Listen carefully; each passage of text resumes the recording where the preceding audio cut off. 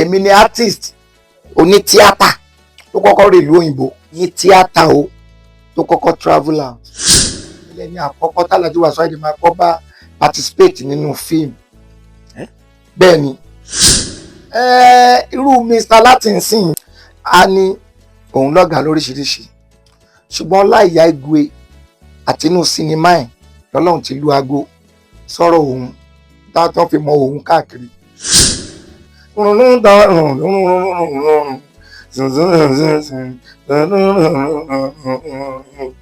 ọjọ́ kan ó ń bọ̀ wá ọjọ́ kan ó ń bọ̀ wá ta ó jọ wà ó ta ó jọ wà ó ta ó jọ wà nínú ilé mi èmi ọkọ ẹ ìwọ àyà mi àtàwọn ọmọ wa yìí tí a bá bí. no pàdé lórí sínú ọdún méjì bó ni mo sọ fún lè yìí. now máa wá lọ sí ọ̀dọ̀ àwọn ti di méjì yẹn nígbà míì táwọn bá ń ṣe interview wọ́n máa ń ṣe interview ní interview pé àwa ṣe kinní kan àwa kò sí nǹkan tó ń jẹ́ àwa ṣe èmi àti wọn kọ́ ó gbọ́dọ̀ lo àwa ṣe pẹ̀lú ọ̀gá ẹni tó jọ́gá ẹ̀ tó níṣẹ́ eré ẹ̀. inú eré mi nínú script mi tí mo kọ́ síbẹ̀ pé Badmaya máa jẹ́ Goroso ibẹ̀ ni Goroso ti ń jẹ́ Goroso ká tó wá gbé yẹn tí wọ́n ń ṣọ̀gá mi náà wọ́n pẹ̀ nìkan ní ṣe Patrick Adeleke Adetutu Ṣèyí Crown ló bá wá dé ńjọ́ náà lọ́hùn ó wọ bíi blue short nika pẹ̀lú chat àṣé nika St. Peter's College ni ó kí mi òun fẹ́ darapọ̀ mọ́ mi kó màmá bá mi ṣeré àmọ́ ní orí à nígbà tó wá ń bọ̀ ó wá kó èèyàn mọ́kànlá wá nínú èèyàn mọ́kànlá yẹn ni Waheed Ìjàdùadé Babátúndé wà nù wọn tá à ń pè ní di méjì lẹ́nu èmi mo kọ́ làásàrì iṣẹ́ Ṣèyí Crown yẹn pé lè yóò fẹ́ stable ọmọ panaki kan ní látẹ̀kọ́ tọ́lọ́ mọ̀ jọra side ní ìyá ẹ̀ àti bàbá àti ìyá èkó náà wà òun fúnra ara ẹ̀ panaki ní láti. Gbẹ̀ngà Adébóyè èmi ni mo jẹ́ kí Gbẹ̀ngà mọ anybody lábẹ́òkúta èmi mo jẹ́ kí wọ́n close mọ́ Gbẹ̀ngà Maliambo tó jẹ́ Maliambo kan. I was the one that told Gbẹ̀ngà Adébóyè about the idea of Itu Baba. mo mọ̀ ọ́ mọ̀ ni àwọn agbé microphone sí mi lẹ́nu hello kíní kan mo ṣe ṣá ẹgbà tẹ agbọ́pọ̀ àwọn ọmọ ṣẹ́yìn kan ṣe kó lẹ́yìn yín kíní kan mo ní it is good kọ́mọ ṣẹ́ kó lẹ́yìn ọ̀gá fi fún wọn lésì ọ̀rọ̀ báyìí.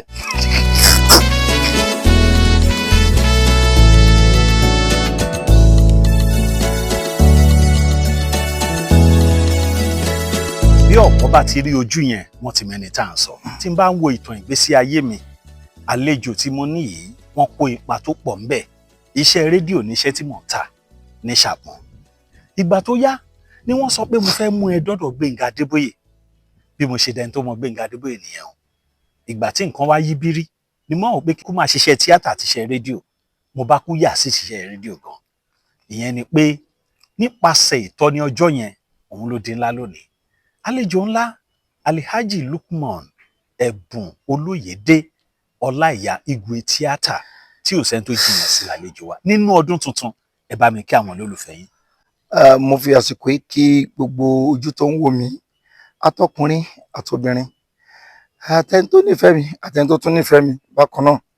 ọlọ́run ọba inú ọdún tá a bọ́ sí 2025 tá a bọ́ sí àtú èmi àti yín lára a ní wọ́wọ́ tí o a dẹ̀ ní kú lójijì àwọn àìsàn ńláńlá kan máa ń ṣẹ̀dá tápá owó kì í ká tọ́wọ́ bá dẹ̀ máa káre inú kan ta lé kan ta mọ́tò kan talẹ̀ ọlọ́run ní jẹ́ ó ṣẹlẹ̀ sí mi àti yín lágbára ọlọ́run gbogbo ẹni tó bá wà nírú ipò bẹ́ẹ̀ lọ́wọ́lọ́wọ́ ọlọ́run á bá wa mú kó jáde. ọdún wo lẹ bẹ̀rẹ̀ ṣe tíátà? èmi Alhaji Lukman Ẹ̀bùn Olóyèdé Ọláìyá Igwe mo bẹ̀rẹ̀ iṣẹ́ tíátà tèmi ní 70s mo dẹ̀ lọ́gàá kó tó di pé mo lọ́gàá mo ti kọ́kọ́ dá tèmi sílẹ̀ nígbà tí mo dá tèmi sílẹ̀ tí mo wá wọ àwùjọ àwọn professionals mo wá rí wípé nǹkan tí wọ́n fi ń yangàn lọ́dún tá à ń sọ yìí òun ni kí ẹni tó bá fẹ́ ṣiṣẹ́ eré kó ní ọ̀gá tó máa tọ́ka sí pé lágbájá ló kọ́ mi níṣẹ́ eré mo wá rí pé kíní yẹn ti fẹ́ di èébú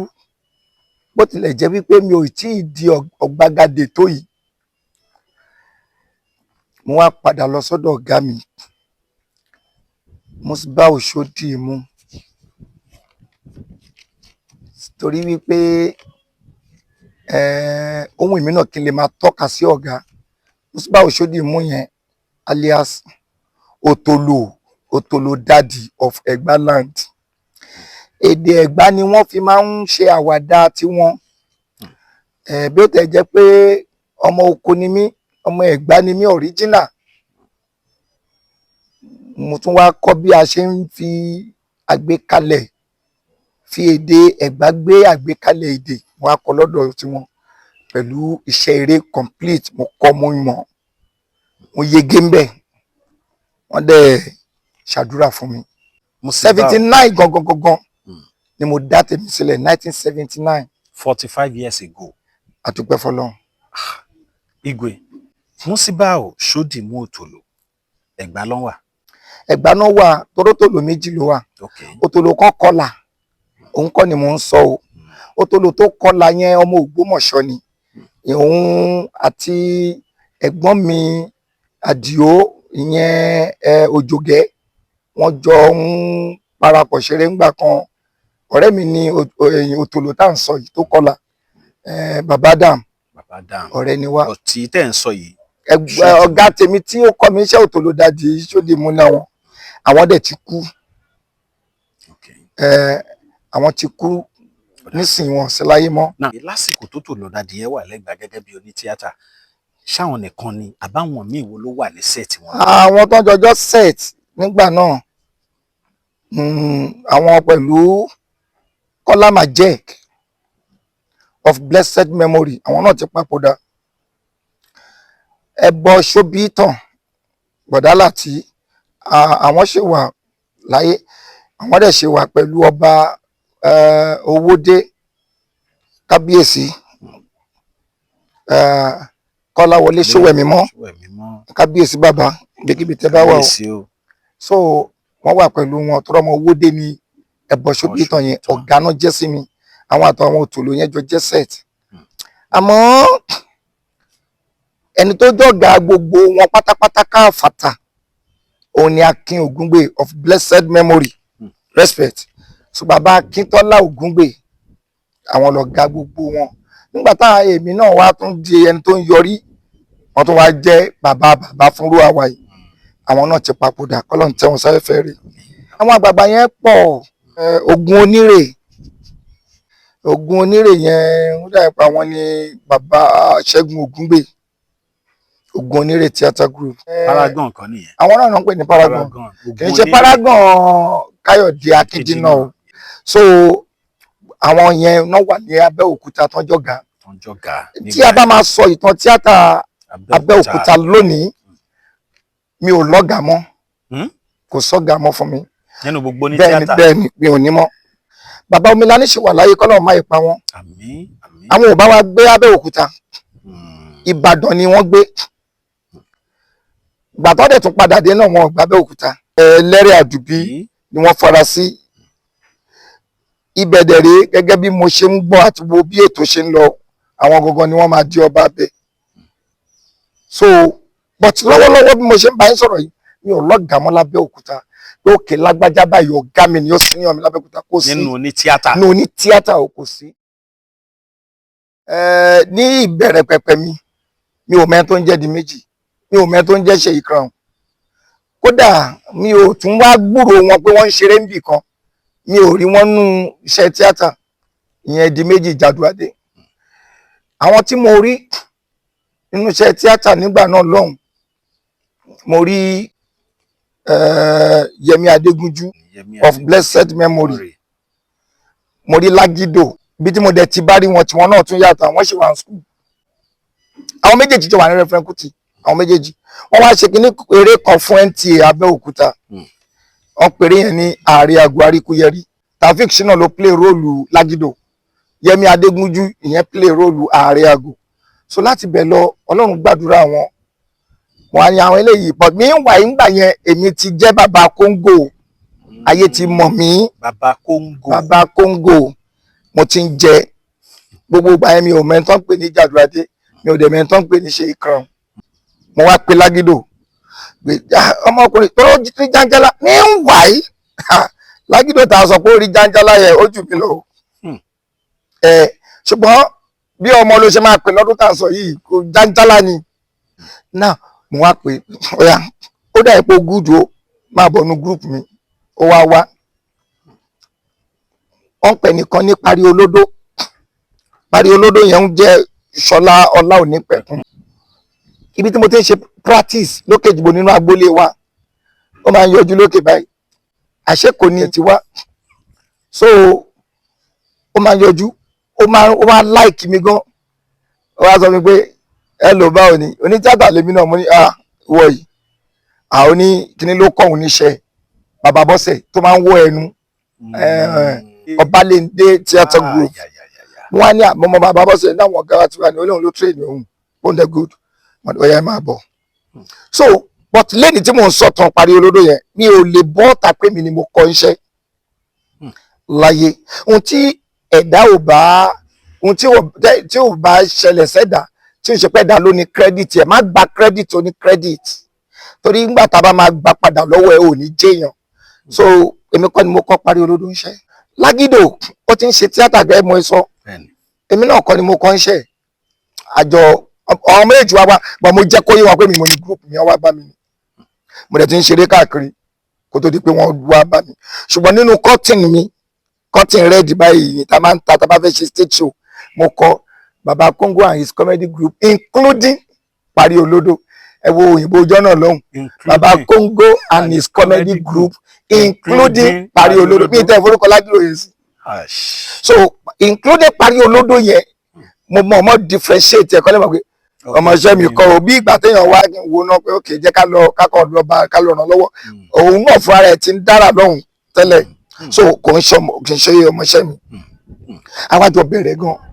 ṣùgbọ́n pàtó dé stage kan àwọn èèyàn kan kùn sí létí pé ó good gan Fọlá Ìyálẹ̀ nítorí pé wọn ò mẹ́rù tí mo dì wá látọ̀run tí èèyàn kan bá wà pẹ̀lú ẹ̀ tẹ́jọ́ ń ṣe nǹkan tó good tó bá ti ń listen sí pé filágbájálẹ̀ ó mọ̀ bóyá táìmù tó bá fi lè yẹn lòkìkí ẹ̀ máa bẹ̀rẹ̀ gan so bí ọ̀rọ̀ èmi àti gbogbo ẹ̀ tó ń bá mi ṣeré ńgbà náà lọ nìyẹn wọ́n Parí Olódó títí dè ní àṣíríra ọjà. ẹ̀bọ̀n náà Parí Olódó àti Lágídò di méjì ta ló kọ́. no Parí Olódó sínú di méjì bó ni mo sọ fún lè yìí Parí Olódó ti wà tipẹ́ ó sínú di méjì yes now máa wá lọ sí ọ̀dọ̀ wọn ti di méjì yẹn di méjì bí ìrìn àjò ti di méjì ṣe rí rè nígbà míì táwọn bá ń ṣe interview wọ́n máa ń ṣe interview ní interview pé àwa ṣe kinní kan àwa kò sí nǹkan tó ń jẹ́ àwa ṣe èmi àti wọn kọ́ ó gbọ́dọ̀ lo àwa ṣe pẹ̀lú ọ̀gá ẹni tó jọ ọ̀gá ẹ̀ tó níṣẹ́ eré ẹ̀ wọ́n sọ pé nígbà tí wọ́n tí Ọláìyá Àbólóyèdé tíátà tó ṣe báyìí kinní kan àwọn wà ń bẹ́ ń gbá yẹn tá a jẹ́ báyìí bó ṣe yẹ kó máa sọ̀rọ̀ nìyẹn yẹn lè máa sọ lẹ́nìí. Di méjì bí mo ṣe mọ̀ wọ́n rí ọmọ kan wọ́n ń pè ní Oyètòrò Kúnlé Oyètòrò ó ń lọ sí St. Louis di méjì náà dẹ̀ wà ní St. Louis ńgbà yẹn di méjì wá ṣe kí ni o ọdún school èmi náà ti bẹ̀rẹ̀ o from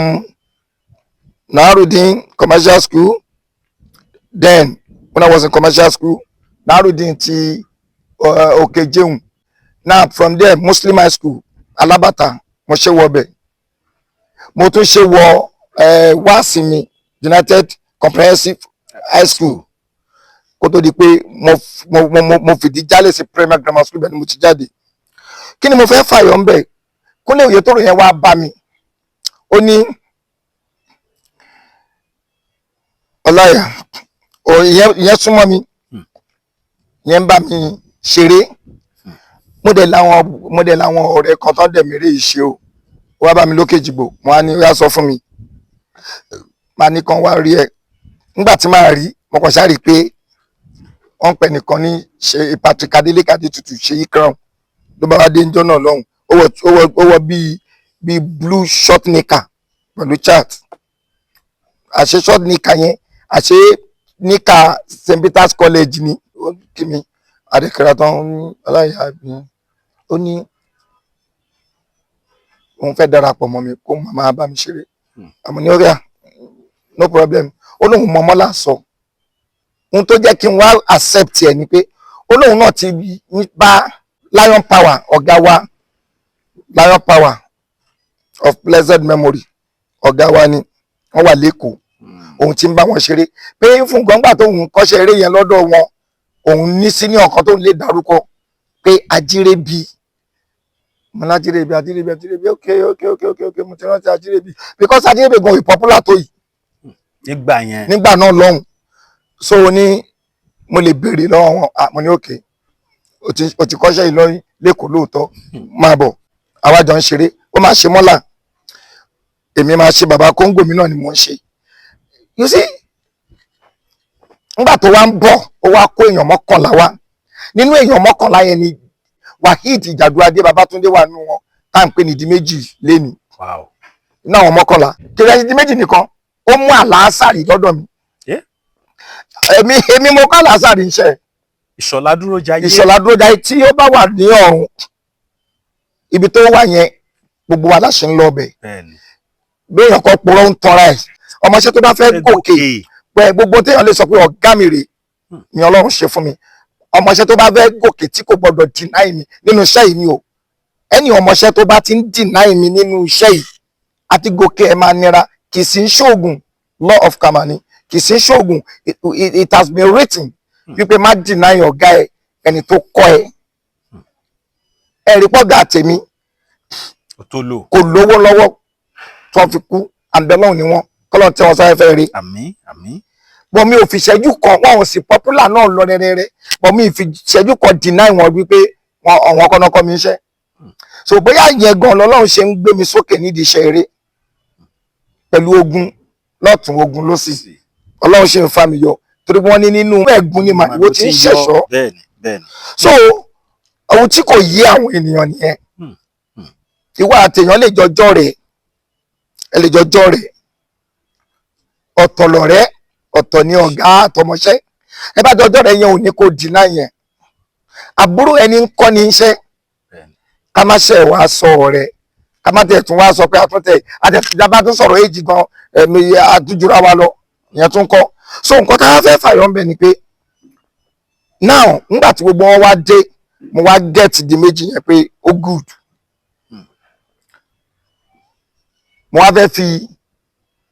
Ṣèyí Crown yẹn ṣe manager, ṣùgbọ́n mo rí Ṣèyí Crown yẹn pé lè yóò fẹ́ stable, ọmọ panaki kan ní látẹ̀kọ́, tọ́rọ ọmọ ọjọ́ra side ní ìyá ẹ̀, ọjọ́ra pásá,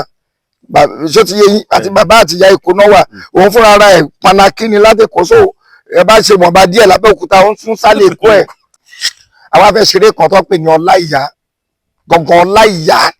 bí torúkọ yẹn ti jáde yọkọ̀ afẹ́ ṣeré yẹn. Ògórósó náà wá, mo invite gbogbo wọn wá. Nígbà táwa dé abúlé Ọya tó ń pè lólókùúta lẹ́nìí, wọ́n ṣe village then,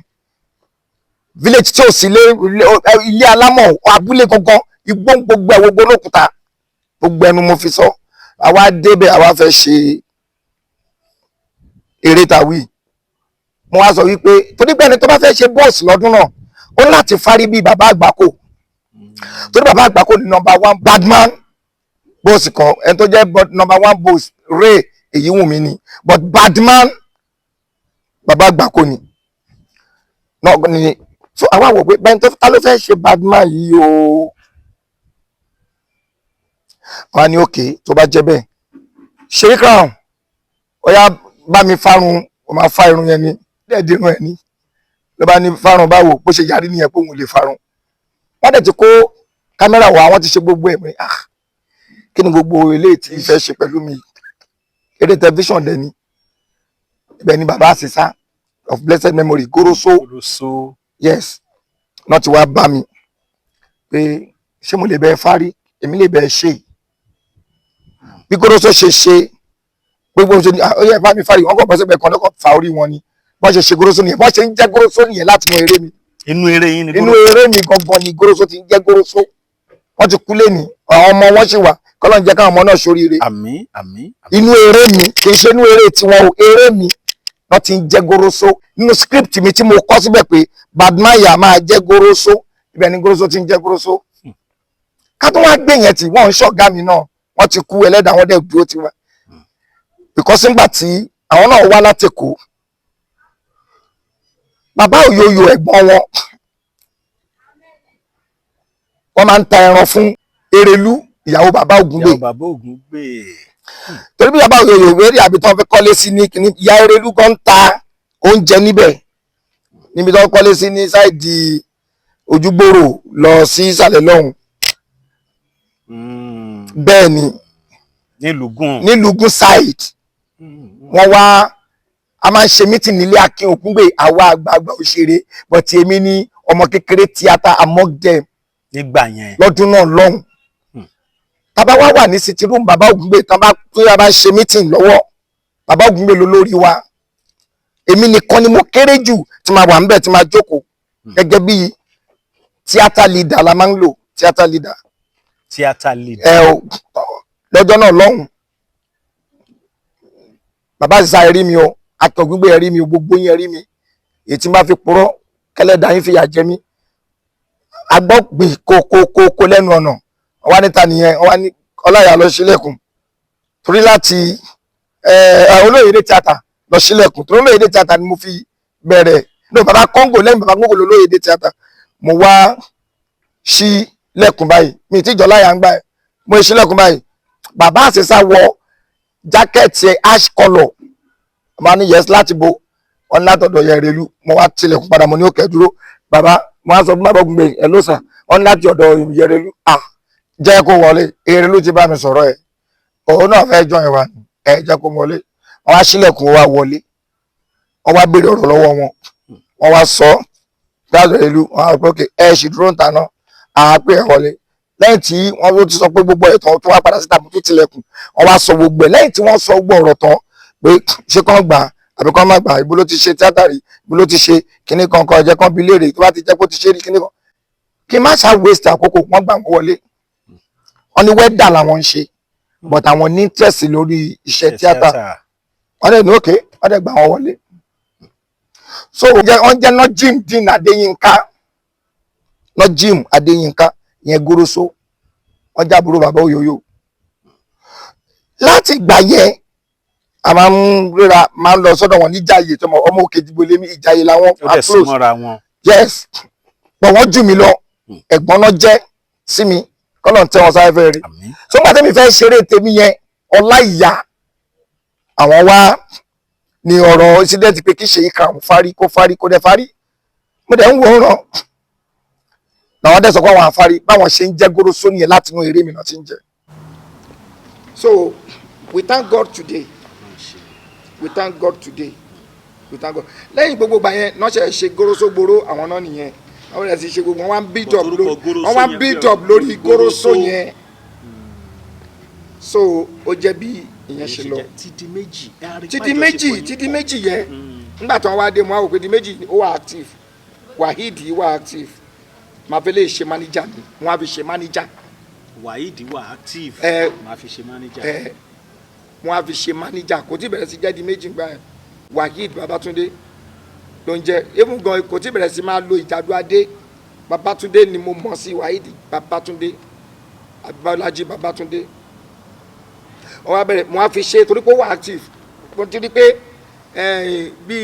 bíi ganmọ́ náà ojú gangan la lè pe Ṣèyí Crown yẹn tiẹ̀ mo ra filẹ̀ bọ̀ tó bá ti lọ tó bá dé nígbà tó yá ó tún gbégbá àwé bóun máa kàwé ó tún lọ kàwé sí i ó tún ṣe yẹn di ní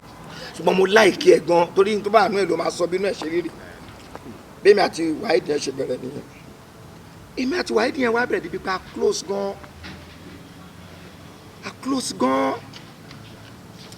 close débi pé gbogbo owó tá a bá pan group a máa jọ ń ná lẹ́yìn èmi àti Waheed yẹn a máa fi ń raṣọ òun tí ń ṣafẹ́fẹ́ yẹyẹ kémi gan tó máa ṣe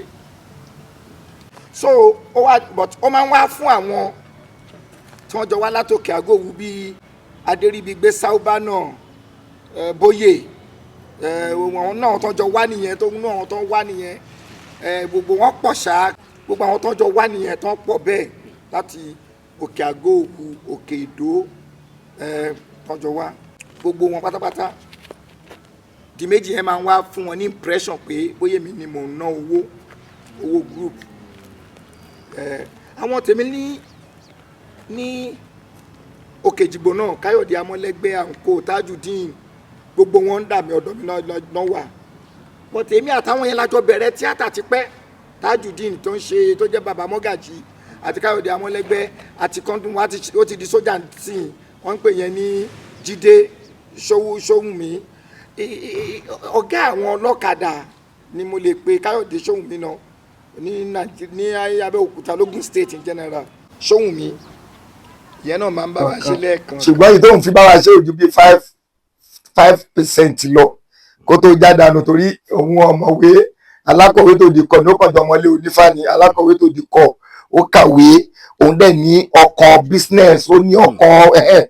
tó ní òtẹ́ẹ̀lì tí wàá ronú tí wàá ní tiẹ̀ ẹ̀gbọ́n mi kan náà wá wà wọ́n ń pè wọ́n ní Gbàǹgbé Ṣóhùnmí nígbà tí Goroso ti ṣe nǹkan tó ṣe yẹn máa rò pé ó máa difficult mi láti máa pe Goroso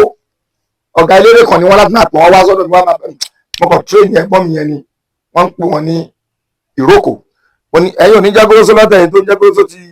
ju àmẹ́ tó bá pè mo mọ̀ ni mo lè máa jẹ́ kán jẹ́ Goroso lọ ibi mi ni mo ní trademark mi ibi ni mo ṣàṣọ wọn bẹ́ẹ̀ mo kàn ti ní òkè Ìrókò ní kẹ́yìn máa jẹ́ but iṣẹ́ Ifá làwọn ṣe ìwọ̀nba agbára àwọn tó ń lè ṣe inú Ìrókò wọn bọ́ ṣe máa rọjú mọ́ wọn ṣàtìráyà agbára tí wọn àwọn náà gbìyànjú wọn ò dẹ̀ kó lẹ́yìn mi gbogbo tó ń pè ní prayer wọ́n ṣe di méjì ó wá díjọ́ kan tí mo fẹ́ fọ́ gbà yànga àwa pè meeting mo wá là mọ́lẹ̀ pé owó yín tẹ́ rò pé mò ń ná èmi àti Waheed yìí lájọ́ ń ná wọ́n ní no kíní kan mo ní aṣọ báyìí white and black báyìí kíní kan báyìí aṣọ yẹn Waheed já mi tó wá gbé owó yẹn kọ́ la fi rà làkàrà bá tún sépo láti jọ yẹn náà ti wá mọ òun náà ní mọ̀ pé ókè ẹjọ́ náwó ni wọ́n bẹ̀rẹ̀ sí gbé wa ṣépè ẹ̀yẹ ṣe. mi ò torí ẹ̀ sọ pé kí n ṣe mánéjà a sì jọ ń bá bọ̀ náà ni ṣùgbọ́n mo jẹ́ kán mọ̀ pé ẹ má ṣe pé fẹ́mi nìkan o èmi àti léyìí lájọ ń kó iná o ìyẹn Ìjàdù Adé yẹn ti méjì ó wá dé level kan ìjàmbá tún dé wọ́n bá kúrò lọ́dọ̀ mi gbogbo wọn ṣẹni Ọlọ́run fẹ́ lọ́mọ èèyàn ń fẹ́ ẹni Ọlọ́run dẹ̀ tún fẹ́ rè kò lárùn kan lára òun lọ̀rọ̀ mi mo dẹ̀ lè tún ríra mi bí ọmọ Ísírẹ́lì torí ẹnìkan lèmi sọ́dọ̀ ọmọ Ísírẹ́lì lẹ́nìí MC Olúọmọ ni èmi mo dẹ̀ tún fẹ́ jí orúkọ yẹn jẹ́ ṣùgbọ́n MC Olúọmọ original ọmọ Ísírẹ́lì ni ọmọ Ísírẹ́lì ni pé kò sógun tí ọmọ Ísírẹ́lì máa kojú tí ò ní borí nígbà tí wọ́n kó lọ́dọ̀ mi gbogbo wọn pátápátá brọ́dà mi kan Yẹmí Ṣódìmú ó wá gbére kan fún mi ní NTA full length táìmù yẹn làwọn kúrò lọ́dọ̀ mi torí pé dàrẹ́tọ̀ kan ló máa ń dàrẹ́tọ̀ gbére nígbà táwọn ṣe wà lọ́dọ̀ mi tí máa ń ṣeré fún NTA wọ́n pe dàrẹ́tọ̀ yẹn ní Larry Thomas of blessed memory àwọn náà ti ṣaláìsí pàtùpà táwọn kúrò Yẹmí Ṣódìmú lọ wá gbére yẹn fún mi full length wọ́n wá fẹ́ fi tẹ̀mítẹ̀mí ṣe kọ́ lè mọ̀ pé táwọn bá lọ kò séwu ń bẹ̀ mo wá ṣe eré yẹn mo sì ṣáà ni mo ṣe ń bẹ̀ mo wá kọrin inú hall èrò pọ̀ wọ́n wá wò mí gẹ́gẹ́ bí musician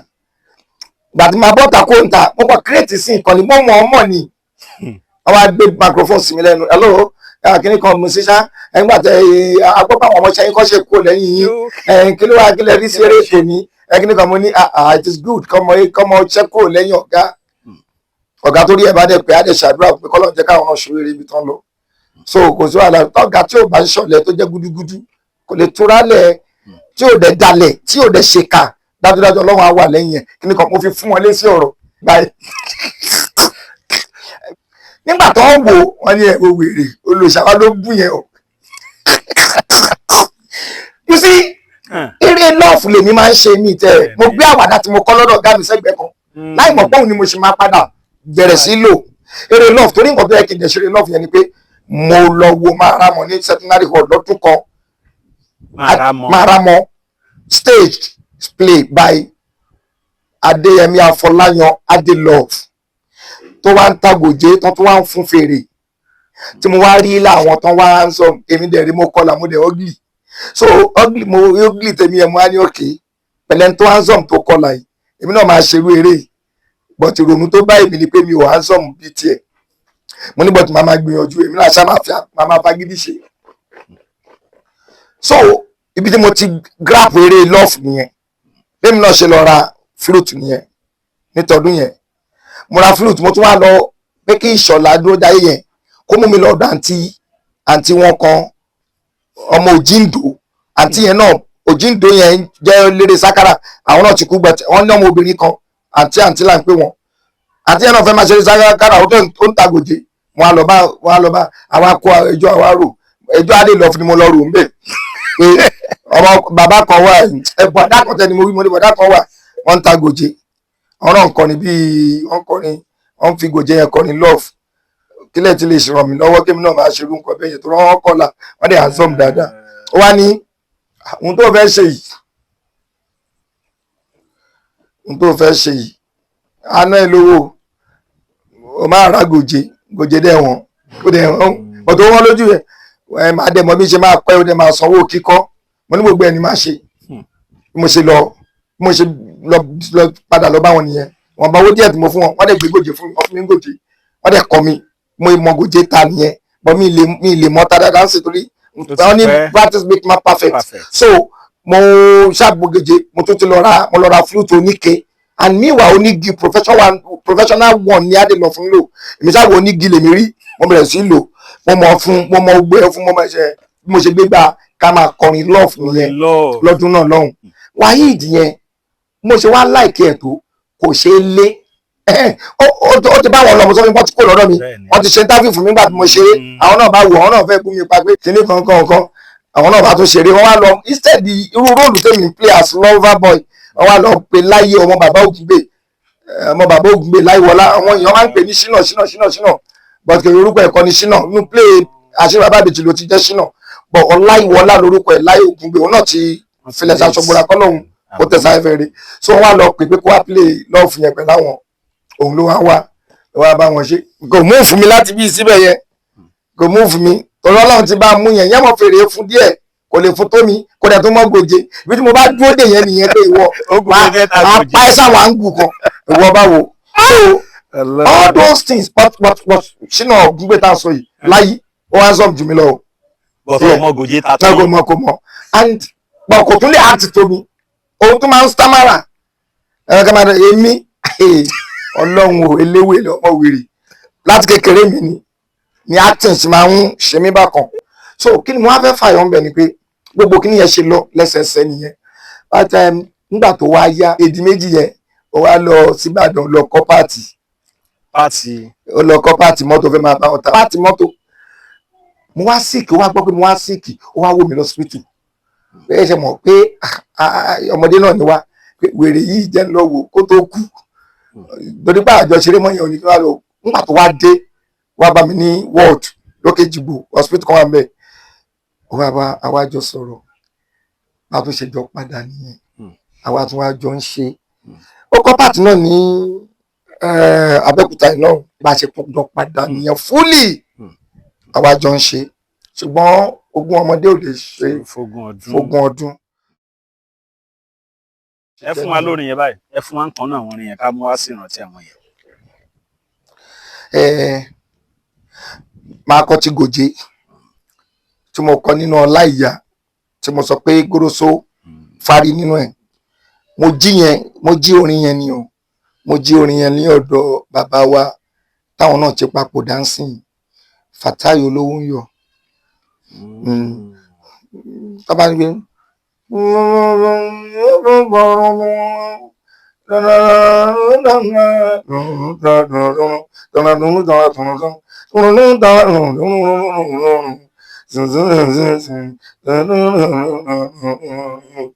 ọjọ́ kan ó ń bọ̀ wá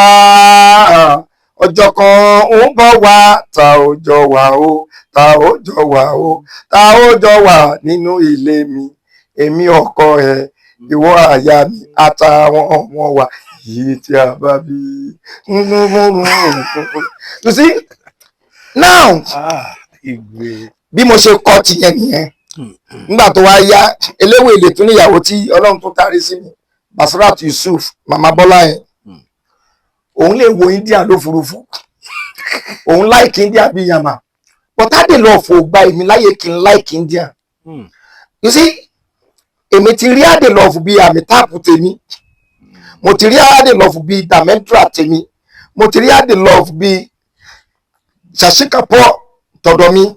So India ò jọ mí lójú, mo rí gbogbo nǹkan ṣe bí irọ́ tọ̀dọ̀ wa ni mo like, ọ̀dọ̀ ìyàwó mi yẹn kò gbà Adelove. Nígbà tó lọ́wọ́ tó wá fẹ́ mú mi wá díjọ́ kan, mo bá ní mo ń lọ ọ̀dọ̀ ọ̀gá Adelove lénìí, bọ̀dá mi kan ti fún wọn ní, wọ́n ti fún mi ní connection wọn.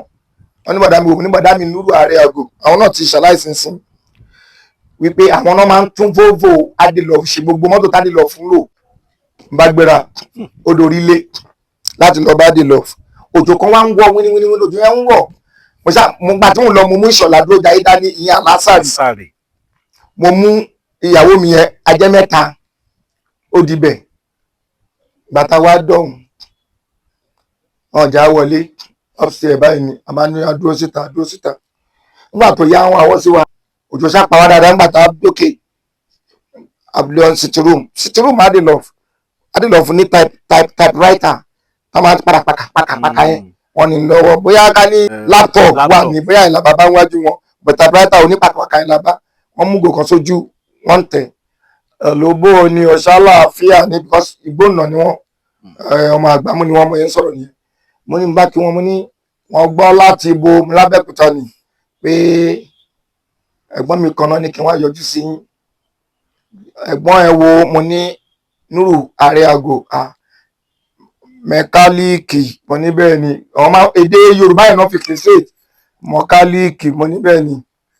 kí lọ ní ọwọ́ rí mi fún kò tẹ́ ìwojú mi ní tó ń tẹ̀ ẹ̀ náà ń tẹ̀ pátápátá. Mo ní ọkàn ní kí pé onítìátà lèmi náà ta lọ gá rẹ nítorí máa kọ́ bèrè nìyẹn. Mo ní ọ̀dọ̀ Òtòlù ni mo ti kọ́ṣẹ́ Tòlù, ta ní jẹ́ báwọn. Mo ní Musba Oshodi ọmọ Olúmọ torí Charles Agbáko ló kọ́ Òtòlù níṣẹ́. Mo níbẹ̀ ni ọ̀dọ̀ ọ̀kẹ́ kí lọ ní ọwí o. Mo ní mo wá ṣàlàyé pé èmi náà dẹ̀ ti ń ṣeré tèmi, mo ti ń ṣe wípé but mo wá jẹ́ pé iṣẹ́ orin iṣẹ́ love pattern kìíní tẹ̀ ń ṣe ni èmi náà ń ṣe, kódà mo lè fún fèrè, mo dẹ̀ lè tágòjé ọmọ tí mo ṣe ọ̀lẹ́ tágòjé ọ̀sẹ̀ Musa kára mọ́. Mo ní ibẹ̀ ni Basira ìyàwó mi ló ti di ẹnu lù, mo wojú ẹ̀ báyìí ó ti di ẹnu lù ló ti ń bí kò láìkí bàbá yẹn tẹ́lẹ̀ but èmi lè para mi torí Adelove tí mo láìkí ẹ̀. So wá ní ọ̀sẹ̀ Musa kára mọ́. Mo ní mo ṣáà wo mi dáhùn, mo ní rárá ṣàdúrà níṣẹ́ ọ̀dà sọ fẹ́ gbódòdó ọ̀rọ̀, mo ní bẹ́ẹ̀ ni sà bọ́ọ̀bá kú òní ṣe tíátà ló fẹ́ nu pé báwọn ó jẹ́ lọ rí má dá rẹ̀ ó kọrí oko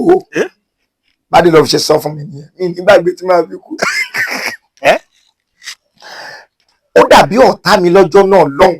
When I started it professionally, I now remembered and I flashed back to what he said. Wípé kò bú mi, ó ń sọ pé kí n sán bẹ́ẹ̀tì mi ni, ó ń sọ fún mi pé kí n mú lókun, kí n mú gidi bó ṣe yẹ kéèyàn mú ni, kì í ṣe pé ó ń bú mi. Ṣùgbọ́n interpretation yẹn tí n bá gọ̀ tí mi ò gbọ́, màá rí gẹ́gẹ́ bí ọ̀tá tó máa fi kú ni, kì í ṣọ̀tá mi. Ìgbà tí mo tara bọ̀ professionally gan, mo rántí Adelove pé gan kékeré kọ́ òun níṣẹ́ tíátà. Ìgbà tẹ́ wá ti bẹ̀rẹ̀ yẹn ṣẹ́yìn àti wọ́n láǹfààní àti pàdé. Padà pàdé dáadáa, ṣùgbọ́n mi ò ní àǹfààní àti ṣe nínú sinimá wọn. Ṣùgbọ́n máa ń lọ bá ẹ̀gbọ́n mi kan bẹ̀ of blessed memory Ìṣọ̀lá Ògúnṣọlá. Tí optica kan bá ti ń lọ máa ń lọ bá wọn. Bẹ́ẹ̀ wọ́n dẹ̀ máa ń wẹ́kọ̀mù wọn. Torí Ìṣọ̀lá Ògúnṣọlá náà lè para wọn nítorí ọmọ Ẹ̀gbá Abẹ́òkúta bẹ́ẹ̀ lówó stage ẹ̀ orin Ẹ̀gbá ló máa fi kọ́. Bàbá gbọ́ Olúṣọlá dọ́mọ ayò èrè o là ó fọmọ ayò ó ṣe Ìṣọ̀lá ọmọ Ògúnṣọlá èrè o là ó fọmọ ìtòkú ni mí ọmọ lì ṣàbí o èrè o là ó èmi ìtòkú ọmọ arọ́kúrọ́rùn èrè o. You see, so ó máa ń jẹ́ pé ibikíbi tí ọmọ bá wà máa ń lọ bá torí mo love Aisha gan seriously kọ́lọ̀ tí wọ́n sáré fẹ́ àmín àmín. mo dẹ̀ wà ń bàdàn náà ni máa ń lọ èmi àti Ṣínà ọ̀rẹ́ mi alápálẹ́gbẹ̀ẹ́ kódà a máa ń tẹ̀lé lọ sí stage. báwo lẹ́yìn àti Gbẹ́ngà Adébóyè ṣe pàdé? Gbẹ́ngà Adébóyè of blessed memory kọ́lọ̀ tí wọ́n sáré fẹ́ rí Èkó láti pàdé nígbà tó ń lo Volkswagen láti pàdé Mayflower láti pàdé tọ́ra àwọn náà máa ń gbé stage lọ sí Mayflower yẹn kódà nígbà táwọn alásàrì di méjì ìyàwó mi yẹn àtijọ́ gbé stage lọ sí Mayflower bẹ́ẹ̀ ni àwọn eléré àgbààgbà òṣèré lẹ́kọ̀ọ́ àwọn náà wá wo stage performance mi bẹ́ẹ̀ ni so lójú ọmọ eléré tó máa sọ pé tó wà lẹ́kọ̀ọ́ lẹ́ni tó máa lóhùn wá wò bẹ́ẹ̀ ni ṣùgbọ́n nǹkan tí mo fẹ́ fààyàn bẹ́ẹ̀ ni pé Gbẹ́ngà Adébóyè ó jẹ́ èèyàn kan tí mo like ó wá sọ fún mi wípé ọ sì fi iṣẹ́ ìṣòrí rẹ o ọ̀ngá ò tí ì ní star tó yìí nígbà yẹn. àtọ̀ wọn á ní òkè mo gbọ́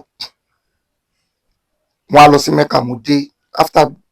àdúrà yìí ti pẹ́ láti mo á dé láti Mẹ́kà mo á lọ sí Mìíràn ó wá ń wá sí Mìíràn yẹn láti wá pàdé Mìíràn yẹn wọn ní tíátà tún ṣí wá bẹ́ẹ̀ wọ́n ń ṣe home video ti dé ó máa wá ṣe fàájì ó máa wá ṣeré ń bẹ̀ ó láìkí bàbá jèrè èmi náà ó láìkí mi gbogbo aṣá máa wá ìlúkúlùkù everybody bá ṣe tún padà nìyẹn kò pẹ́ kò jìnnà rédíò Lagos ló máa ń ṣe kò pẹ́ kò jìnnà báyìí ó kàn di program sí OGBC2 ní FM stereo ó wá di pé ọláyà mo ń bọ̀ ń lu rẹ̀ mo ń bọ̀ á ṣe rédíò mo bá ṣe program sọ wà nílé mo ní rárá mo lè sọ pé mo wà Mìíràn mo lè sọ pé mo wà níbi kan tí tíátà bá ti gbé mi lọ pọ̀tí bọ́ọ̀lù Abẹ́òkúta báyìí máa lọ bá àǹfààní pé máa ń lọ bá ni mo rí àǹfààní yẹn ni mo fi ṣe ìrú ẹ̀sìn àǹfààní pé máa ń lọ bá torí wọ́n tọ́ bá Ọ̀pálẹ̀yẹ wà nìbàdàn Ìbàdàn làwọn ti bẹ̀rẹ̀ rédíò kíní tiwọn wọ́n padà síbí Gbẹ́ngà gbilẹ̀ lẹ́kọ̀ọ́ ṣùgbọ́n wọ́n jọ máa ń gbórúkọ ra wọn at the end of the day nígbà tó yí OGBC kíní tí wọ́n dàtọ́ bá náà ti wá sí Abẹ́òkúta tó ti jọ ń ṣe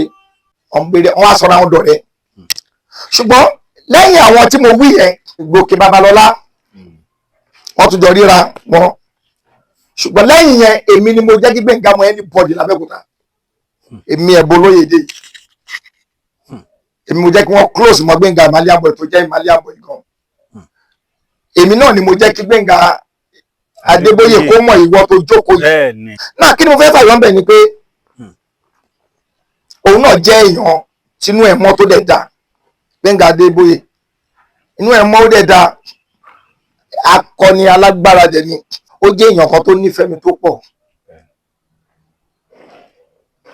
èmi náà wá wò pé kí ni mo lè ṣe fún ẹni tó nífẹ̀ẹ́ mi àìdíà dẹ̀rẹ̀ àìdíà ni fíìmù tó ń wò yẹn àìdíà kékeré báyìí ló máa rí tèmọ́ wá develop tó máa di fíìmù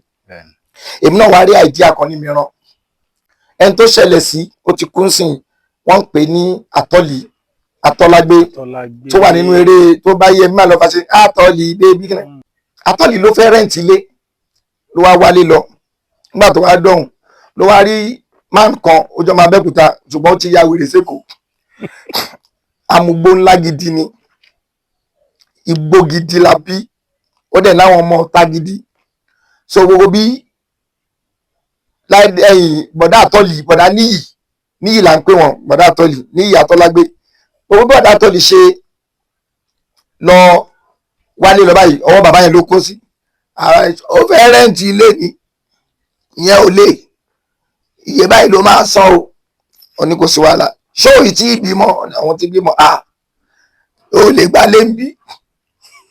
ṣọ́ àwọn ọmọ yẹn ò kì í ké àwọn ọmọ ò ṣe ní ké ńgbà tí àwọn ọmọ ẹni tàtọ́ àwọn ọmọ yẹn bá ké rí ánsá wà fún wọn ò jọ tẹ̀lé mi lọ́ba dẹ̀ tẹ̀lé wọ́n ti gbé ṣáláńgá kan wọ́n fi abọ́ bò ó kàn dẹ̀ rán fẹsẹ̀ tàbáyì ṣé orí ṣáláńgá yìí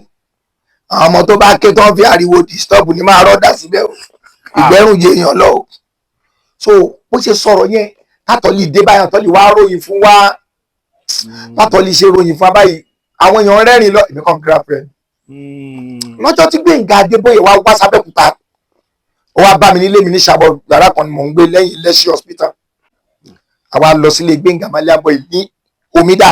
lẹ́yìn ọjà Gbénga ń gbókè àwa wà lókè pẹ̀lú Lára ìyàwó Gbénga Adébóyè torí pé àwa tí aṣokùnfà bí Gbénga Adébóyè ṣe fẹ́ Lára rí Lára àti ẹ̀wájọ jókòó tọ́jọ́ kó lọ́dọ̀ mi ní Ṣàbọ̀ ni àwọn jókòó tí ká sọ pé mo á ní mo dẹ̀ fẹ́ sọ̀rọ̀ kan fún yẹn wá lọ́rọ̀ wo mo á sọ̀rọ̀ kíní kan ṣẹlẹ̀ ní mìíràn mo wá sọ kíní yẹn wọ́n ní Ọláìyá bá ṣe máa ṣe rè dúró mọ̀ bọ̀ wọ́n kàn sáré lọ sàlẹ̀ nínú mọ́tò wọn wọ́n á lọ mú miject wá miject àwọn kíní kékeré kan tó fi ń gbóhùn wọ́n bá ní bó bá ṣe ṣẹlẹ̀ kó yá sọ mo wá sọ èdè Ẹ̀gbá tí mo fi ń sọ pé máa yẹn fi ń ráàtì mo wá sọ nígbà tó sọ délẹ̀ báyìí Gbénga Adébóyè kan grab rẹ̀ ni pé sọ di Tú Bàbá Àta nìyẹn. Wow. So the idea of Itu Baba Ata came from me, Alhaji Lukman Ebun Oloyede. I was the one that told Gbénga Adébóyè about the idea of Itu Baba Ata. So nígbà tí mo wá sọ tán bẹ́ẹ̀ ó wá lórí rédíò kan sọ ní bóyá sọ báyìí wọ́n kàn fura ní mẹ́ran ni bíjà ṣe dé nìyẹn wọ́n kàn fura kọ́ bẹ̀rẹ̀ sí wọ́n kàn pé lúkúlúkú náà kàn pé gbọ́n ní mítìn wà pé ta ló lọ sọ̀rọ̀ yẹn fún Gbénga Adébóyè èmi tí mo dé sọ̀rọ̀ èmi ò gbìn ní ìjẹ́ kan mọ̀ pé mi ni wọ́n bẹ̀rẹ̀ sí ṣé pé wọ́n ń ṣe so bí mo ṣe wọ́n ẹgbẹ́ tuntun ní ẹni yẹn gangan ó dà pé ẹ̀gbọ́n mi kan dẹ̀ wà tí mo love gan Ṣòkòtí bẹ́ẹ̀ pé mo sọ kìíní yẹn fóun pé èmi ni mo sọ̀rọ̀ yẹn Ṣòkòtí dẹ̀ lè para ẹ̀ torí mi ní ẹ̀bùn mọ́ sọ fẹ́nìkẹ́ni kankan inú ń bá àwọn èèyàn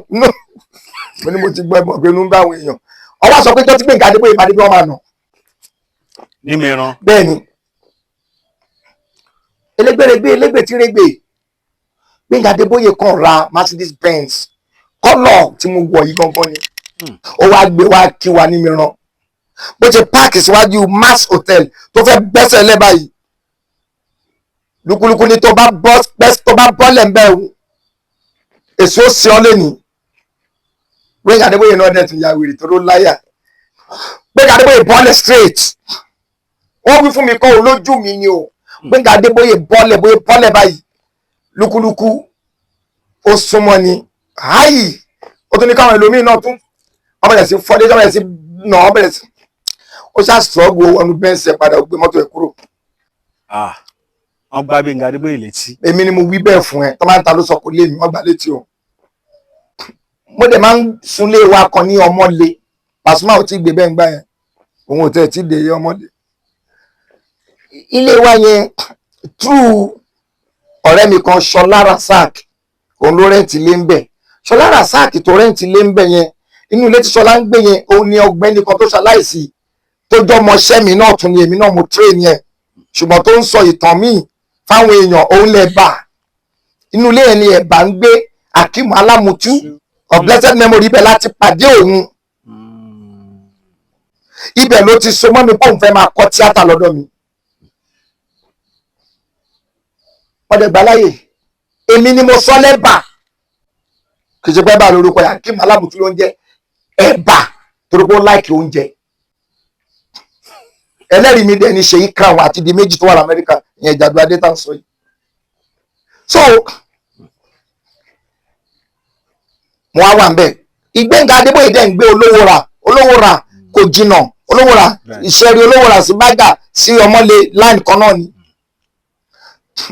mo wá lọ bá Gbénga lé ó wá ní Ọlọ́run ló pe ọ̀dẹ́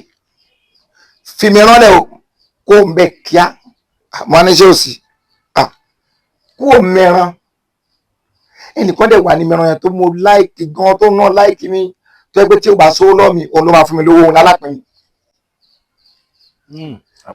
tí n bá jókòó báyìí tí mo fọ́ lẹ́rán alápin ni agbo àwọn sí mi á pè mọ́ yàrá lówó lọ́wọ́ ní sí ọ torí pé gbogbo ìgbà yẹn eré olóògùn rẹ̀ ni àwọn náà dẹ̀ ń rówó àtòun àtàbíjà tájù wọ́n máa ń rówó gan àti alápinni Abdulgani Nafiu so ọba kí alápinni kó má jẹun ó máa kówó fún mi gbà ọ̀rẹ́ mi gbà mo wá tọ́rí mo ní mo fẹ́ kó mìíràn rèé mo torí mo mọ̀ pé Gbénga burú ó ní kó ń bẹ̀ wọ́n sọ mìíràn di ilẹ̀ Sódómù àti Gòmórà èmi mo wí bẹ́ẹ̀ Gbénga Adébóyè sọ bẹ́ẹ̀ wọ́n sọ mìíràn yíyún tẹ́ ẹ ti ń pàpéjọ tẹ́ ń ṣe tíátà wọ́n tù yín ká wọ́n sì sọ bẹ́ẹ̀ di ilẹ̀ Sódómù àti Gòmórà kàn bá má sọ mí di Sódómù àti Gòmórà mo yà tètè fẹsẹ̀ fẹ́ mo àwọn yòókù ń bẹ. ṣé bẹ̀ wá jẹ́ bẹ́ẹ̀sì tíátà lẹ́nu ó máa ṣe o ṣùgbọ́n bàbá kan wà tó nífẹ̀ẹ́ sí ó pe bàbá yẹn náà pé kí ó kúrò níbẹ̀ bàbá Jèrè Gbénga lè para ẹ̀ nítorí bàbá Jèrè ibi tó nífẹ̀ẹ́ wọn dé bàbá Jèrè ò kúrò níbẹ̀ ṣùgbọ́n ọlọ́run ọba kó dúró tì wá àmín ọlọ́run kó túbọ̀ bá mi gbàdúrà àmín àmín gbogbo àwọn tó ti pass through mìíràn torí mi náà pass through mìíràn product ẹ̀ ní mí bẹ́ẹ̀ ni mi lè deny ibẹ̀. Alhaji Wasiu Ayinde bá mi ṣe nínú sinimá ọ̀rẹ́ mo fẹ́ lè sọ pé mi lẹ́ni àkọ́kọ́ tí Alhaji Wasiu Ayinde máa kọ́ bá participate nínú fíìmù bẹ́ẹ̀ ni èmi ni ẹni àkọ́kọ́ tí Alhaji Wasiu Ayinde máa bá kópa nínú sinimá ẹ̀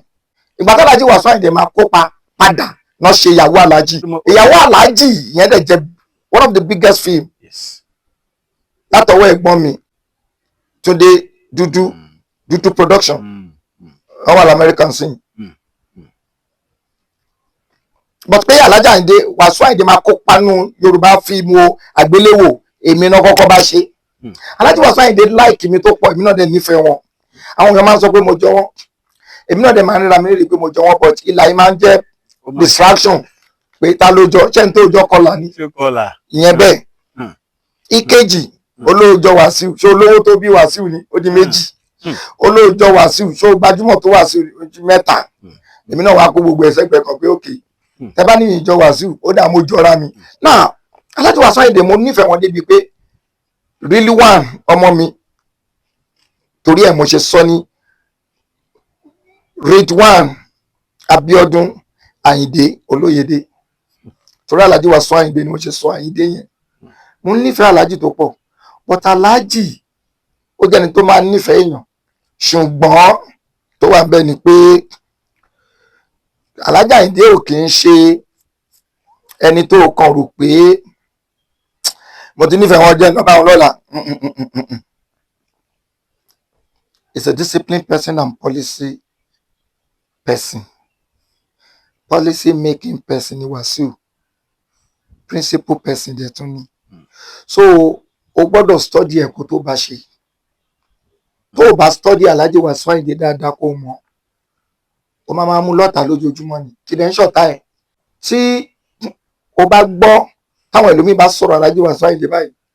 ó máa wùn ẹ́ kó sọ pé láyé mi irú ẹni báyìí ni mo fẹ́ kó bí mi lọ́mọ irú ẹni báyìí ni mo fẹ́ kó jẹ́ ẹ̀gbọ́n mi irú ẹni báyìí ni mo fẹ́ kó ní tó bá wá rí ìdàkejì ẹlòmíín tó bá sọ̀rọ̀ Alhaji Wasiu Ayinde ọmọ dàbí pé sọ àṣebí máa ń ṣe rí ni ẹ̀yẹ́rọ́ burúkú ni o àìsùnmọ́ ni láìmọ̀ṣẹ́ kí ni láìmọ̀ṣẹ́ ẹni Alhaji Wasiu Ayinde masha very nice person ṣùgbọ́n try to study him very well before you move closer Wasiu Ayinde ẹ̀gbọ́n làwọn jẹ́ Ṣẹ̀fíù Àlàó ògo nìyẹn ògo Abẹ́òkúta tí kò ṣe fọwọ́ rọ́ sẹ́yìn ògo Abẹ́òkúta tó má gbà lẹ́gbọ̀n so ẹni ọmọdé tí ò bá mú òun náà lẹ́gbọ̀n tí ò mú òun náà lágbà kò ní dìde tó Ṣẹ̀fíù táyé máa fi parẹ́ nítorí Ṣẹ̀fíù gbogbo ohun tọ́lọ́run ṣe fún Ṣẹ̀fíù bó ṣe wáyé bí èèyàn fi oṣù kan ju Ṣẹ̀fíù Àlàó lọ ó máa fún ní àpọ́nlé ẹ̀ ó máa fún lápọ́nlé ẹ̀ and Ṣẹ̀fíù Àlàó kò kí ń pretend èèyàn tọ́lọ́run dá tí ìlú ẹ̀ Abẹ́òkúta tó jẹ́ lógún gan ni wọ́n bá ti ní kí Ṣẹ̀fíù kó lọ Èkó Ṣẹ̀fíù àti kó lọ Èkó láti bí 20 ọdún àbí káwọn ti ẹ̀bù kéré ká lọ́dún 15 kò torí ẹ̀ fi ìlú Abẹ́òkúta sílẹ̀ and èmi fi Abẹ́òkúta sílẹ̀ for one reason or the other ṣùgbọ́n bá tọ́lọ́run fẹ́ mú mi tọ́lọ́run fẹ́ kí mi mọ́lẹ̀ ilé kan tá a lágbójúlé lẹ́kọ̀ọ́ pé tiwa ló máa di kóòtù láàárọ̀ sígbẹ̀yìn kò padà di tiwa. Ilé tí a ti wá ń kọ́ láti 2007 la wá padà sí ló padà di ààfin. So níyì tó já sí wípé kí là ń wá káàkiri, níbo ni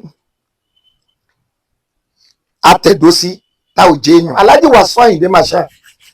gbogbo àrà tán dá lẹ́kọ̀ọ́ pátápátá tó bá dé Ìjẹ̀bú Òde wà á mọ̀ yìí pé Wasiu Ayinde dára síbẹ̀ ní ìtú ó ń pa lówe wípé ilé ni àbọ̀sìnmi oko. Bẹ́ẹ̀ dẹ̀ rèé ó tún dára sẹ́kọ̀ọ́ náà dìsìn gbogbo àrà tó dá sẹ́kọ̀ọ́ náà ò parẹ́. So ìyẹn ni ó jẹ́ kí n máa fún Sefiu ní kudos. Sefiu dúró lé ó ṣe nǹkan mèremère sí Abẹ́òkúta. We have been together tó náà ti art theatre ó bá a ṣe stage rí. Sefiu Alao bá a ṣe stage ní Centenary Hall. Èmi kìíní náà ló bá ṣe èrò dẹ̀ pọ̀ lọ́dún tá à ń wí tán wá wòran.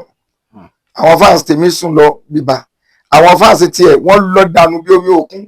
Hall iṣẹ́ kún fàyà, eré ìdùn la bá parí eré lóní kálukú bá lọlé, òun náà bá tiẹ̀ lọ. Ǹjẹ́ káàbúrò mi dẹ̀ wá gbowó nígbà tó dẹ̀ dé níjọ́ kejì níjọ́ kẹta kọ́nà tó dé ìdẹ̀ fún lówó. Mo kọ́ oúnjẹ ajẹun aṣeré bá dẹ̀ wọlé kí n lọ fún lówó bá dẹ̀ kówó fún owó tí mo kó fún jọ́nà lọ́hùn. Mo tẹ̀ tí mi fẹ́ máa sọ fígbà yẹn mọ́ kíní kan 1000 ni ó ṣàkéré ṣá ọ̀ tó tóbi lójú mi gan seriously. So bá dẹ̀ kó fún bọ́dẹ̀ ṣe bàbá yóò dà sápò ó kàn dé tún ṣeré ẹ̀ lọ. Nígbà tó tásìkò tó fẹ́ máa lọ àwọn èèyàn mi tán jókòó tí wọ́n ṣe tọ́jára lé ní ilé ọba ńlàdó. Ní ọba ńlàdó yẹn jẹ́ bí ó jẹ́ bí ẹ̀gbọ́n sínájì wa láwọn onífá. Ilé ọba ńlàdó yẹn ni mo wà torí wọ́n ti fi style mi kó lágbólé wa gbogbo time tí mo sọ yẹn pé ó lọ ṣe tíátà ẹni yẹ kó má la wọ́n mọ̀ ṣe ó ti tó jẹ́ ìtọ́jú alẹ́ rẹ̀ ẹni yẹ kó kọ́ òun ní sakara jọ kó má ṣe eré sakara rúti òjìndó àti ọ̀mọ̀lẹ́gbà. So ó jẹ́ kí n wà ní ilé ọba ńlàdó wọ́n dẹ̀ gbà mí tọ́ tẹ̀sí àṣẹ tí má ti jẹ síbẹ̀ díẹ̀ máa jẹ sílẹ̀ àwọn ẹlẹgbẹ́ báyìí. Ohun tí mo wá fẹ́ fàyọ ni pé Sefiu kan tọ́ bà pẹ̀lú owó tí mo fún Sefiu yẹn ó lè bẹ̀rẹ̀ sí ká fáwọn èèyàn ó dẹ̀ ń káwó yẹn ojú mi pọ́n mo kékeré eléyìí ṣe inú bí mi ṣe eléyìí ẹ bá àwọn ọmọ tó ń pè ní Sefiu ọmọ yìí má gbéraga o tí ó ń sọ mi pé owó yẹn èmi ló ń yẹ̀yẹ̀ owó ẹ̀ báyìí ó ṣàmùwò yẹn ó hà tán lẹ́yìn tó wá àwọn ẹ̀jọ́ tó tọ́ bà pò ó tó kówó mi tí ó ń ṣe tọ̀dọ̀ mi ó tó hà sí àwa lọ lójú ọ̀nà mo ní mo á sìn lọ ẹ̀fẹ́ jáde sí títí báyìí Àlàó kí ló tó fi ṣe bẹ́ẹ̀ ó dẹ̀ mọ owó tí mo fẹ́ ó dẹ̀ ṣe bẹ́ẹ̀ ṣé ó mọ̀ pé ṣé ló ń yẹ̀yẹ̀ mi yẹn ọ̀dà mi ẹ̀ ká fi gbogbo yẹn lẹ̀ jàre. Owó ayé ni gbogbo tí gbogbo à ń pa lémi ò pa owó ayé o èmi ò pa owó tíátà tèmi ni o owó ayé ni àti tí a wà ní fújì náà àti gbogbo ẹ̀ àti ká fi dùnra wa nú ká fáwọn tó bá wà lágbègbè wa ká gbogbo àjọ jẹun papọ̀ pé ìṣe nìyẹn wọn á wò pé ok no problem mo yà àgbà ká mú gbàtò lọ́tọ̀ mo ní kò sí lọ́wọ́ ẹ̀ torí mo kó lẹ̀ ní. tí n bá kó lẹ̀ bá mọ́ kí n má kó lẹ̀ kí ni kó mọ́wọ́ ayé tiẹ̀ tó wà lápò kó ná fáwọn ayé. nígbà tẹ́ ń gbé Òkèlàntòrò junction ìgbà yẹn ń lo bm kan báyìí tú jọ ọ̀dọ̀ yín mo ti kọ́ ká máa sọ̀rọ̀ sí o èmi àti ń jáde lọ́jọ́ kan fóònù wa jábọ́. ìsàlẹ̀ àké ó jábọ́ ẹ tí mo fi ń wá ẹ wá ń ṣí gbogbo ẹgbẹ́. mo ń wá gọ́tà nínú gọ́tà Samsung lẹ́ ń lò lọ́jọ́ Samsung ni ó ṣẹ̀ṣẹ̀ jáde ni òwèrè bá sọnù so má bẹ̀rẹ̀ sí wa wá kò ní bí tí mi ò tún jọ́dá ń sọ yìí rẹ̀. ọjọ́ yẹn ẹ sọ̀rọ̀ kan ẹni cars iṣẹ́ fíìmù máa tó fọ́ wọn á níṣẹ́ ti rí iná yẹn ni. mo ti fìgbà kan sọ́ngbà tí ọ̀rọ̀ ó lọ sí Ìhòhò ní beach fún Tinubu ó lọ sí ìdílé ó lọ ṣe mo lè mi kọ́ ni mo ránra mi revolution ni àwọn ènìyàn tó ń bú mi sì rèé wọ́n sì kéré sí Ọlọ́run tó rán mi iṣẹ́ tọ́lọ́run bá mọ̀ wípé iṣẹ́ tó ń rán mi yẹn kò ní work ó dẹ̀ máa gbé mi lulẹ̀ pátápátá kò ní rán mi ṣùgbọ́n mo wá jẹ́ kó yé àwọn èèyàn wípé revolution ni wípé Ọlọ́run ti dá mi kí nǹkan tó ṣẹlẹ̀ á ti fi hàn mí especially nínú iṣẹ́ mi pé àwọn onítíátà ẹgbẹ́ mi tí ò bá fẹ́ ṣàbòsí mi tó bá mọ̀ mí bóyá àjọ jẹ́ contemporaries on the profession or wọ́n senior mi wọ́n á dá mi mọ̀ dáadáa pé ẹni tó máa ń sọ àsọtẹ́lẹ̀ kí nǹkan tó ṣẹlẹ̀ ní gẹ́gẹ́ bí question tó béèrè wípé báyìí ni nǹkan yìí máa rí ó padà rí bẹ́ẹ̀ lọ́wọ́lọ́wọ́ báyìí ṣùgbọ́n mo wá ń bẹ lọ́hùn àsìkò ìgbà tó rí bẹ́ẹ̀ yìí kọ́lọ́hún jẹ́ kémi náà lè dára sinimá mo ní ó yẹ ká máa pọ́n sinimá léni sinimá kò yẹ ká máa rí níri jàǹtùrúrú lèmi ṣe sọ pé màá máa ṣe sinimá tèmi lẹ́ẹ̀kan lọ́dún mo dẹ̀ ń ṣe bẹ́ẹ̀ but lẹ́ni tí mò ń bá yín sọ̀rọ̀ yìí olóòtú 2008 ni mo ti ṣe sinimá gbẹ̀yìn and a wà ní 2025 17 years ago ni mo ti ṣe fíìmù gbẹ̀yìn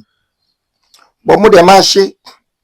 sinimá ẹ̀yọ kan tí màá ṣe yẹn kí Ọlọ́run jọ kó gbà bẹ́ẹ̀ fún mi mo lè ṣe ẹyọ kan yẹn tó kí n má ṣe bímọ tí màá fi kú ṣùgbọ́n àwọn tó láyé á mọ̀ pé èèyàn kan ṣe fíìmù wọ́n á mọ̀ pé èèyàn kan ṣe fíìmù torí mi ò fẹ́ bá Abẹ́òkúta sọ̀rọ̀ I want to do a movie that will talk to not to talk to Abẹ́òkúta, not to talk to Nigeria, not to talk to any tribe, but to talk to the world. To the whole world. The whole world. So ó wá lè jẹ́ lànà 30% Yorùbá, English 70%. Òun ló máa bá jáde o. Ṣùgbọ́n wọ́n á gbà pé ọmọkùnrin ṣe sinimá kan. Ṣe sinimá. Ọlọ́run kó wá jọ kó má sọ pé mò ń lérí lórí òfo kó ṣàánú mi Àmín, àmín. kó wá ràn mí lọ́wọ́ Àmín. kó rán láàánú Aláàánú. láti wá ṣe fún mi Àmín, àmín. Ọlọ́run tí n á bá ṣe gbéwèé ẹ̀ báyìí tí mo wo iṣẹ́ yẹn. sórí ẹ̀ báyìí màá mérí omi á bọ́ lójú mi omi kí ló ń bọ́ ìwọ Ọlọ́run má jẹ́ kí àrá gbénú aláràárá Àmín o, àmín. àwọn èèyàn dẹ̀ ti mọ̀ pé Ọláìyá pẹ̀lú àwọn tó ń ṣe fíìmù Ah, kí Ọlọ́run ọba wa endorse ẹ̀ àmín. kó jẹ́ kí n rí ẹyọ kan tí mò ń wáyé. Ẹ tiẹ̀ máa jẹ́ kí ṣe n jù rí bẹ́ẹ̀ sí. lọ. Ṣùgbọ́n ìgbẹ́ láwọn èèyàn lára. Àwọn èèyàn pọ̀, àwọn ọmọ yín ọ̀pọ̀ àwọn ọmọ yín ló ń ṣe sinimá ń sìn. Ó tiẹ̀ ń ṣe ohun fídíò mọ́ ń sìn. Ṣé mọ̀ pé sinimá ló ń ṣe báyìí. O lè máa gbélé Bill Gates kó má rówó ra mọ́tò o gbọ́ Yorùbá mi Èèyàn lè máa gbélé Bill Gates. Bill Gates Kó ó má dẹ̀ rówó ra mọ́tò bẹ́ẹ̀ ni ó dẹ̀ lè máa gbé ilé Dangote kí àti kọ́ bọ́ngálò kó jẹ́ problem fún ẹ. So wọ́n tí kò máa gbàdúrà ni pé ẹni tí kò máa rí gẹ́gẹ́ bí Dangote ẹ ẹni tí kò máa rí gẹ́gẹ́ bí Bill Gates ẹ òun ni Ọlọ́run. Bill Gates tọ̀dọ̀ mi Ọlọ́run. má gbàgbé mi o Má gbàgbé mi Dangote náà. mi má gbàgbé mi o Ọdún tá a wà yìí o. Ọ̀tẹ́dọ́lá mi má gbàgbé mi o so Ọlọ́run ni. òun ni ẹni yìí ni Tinubu mi má gbàgbé mi o Ọlọ́run yìí ni. Lóòótọ́ lódodo mo ṣe wà lẹ́nu ẹ̀ náà ìgbà táwọn òní tíátà bá fẹ́ kí ọmọbìnrin kan wọ́n lẹ́tàn fẹ́ fi láta tàbí tán fẹ́ fi ṣe fàájì náà máa ní Bímbọ́ Títílayọ̀ Rafiat máa bọ̀ máa sọ ẹ́ di star wá star fíìmù mi irọ́ ló wà ń bẹ̀ o